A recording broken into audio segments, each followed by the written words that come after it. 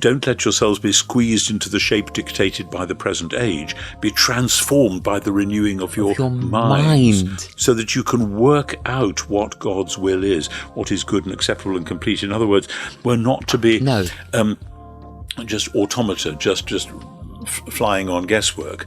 We are actually to be prayerfully thinking through who we are, what God's will is, where he has placed us at the moment, and how we are to use the gifts that we've been given to God's glory. And isn't the Greek word there metamorphosis? To be transformed. By the renewal. Yes, exactly.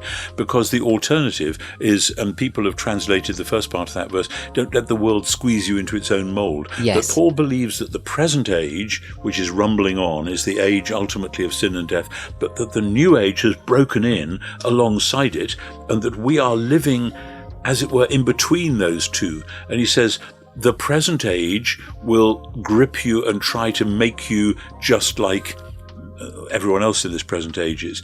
But you've got to be transformed, and the transformation begins all sorts of places, but it includes early on the renewal of the mind to think differently. Yes. One of the most extraordinary things about the gospel is that it opens people's minds to think differently.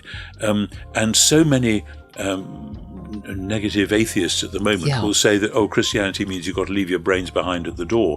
And it's absolutely the other way around. Yes. That it's the secularists who's left their brains behind at the door.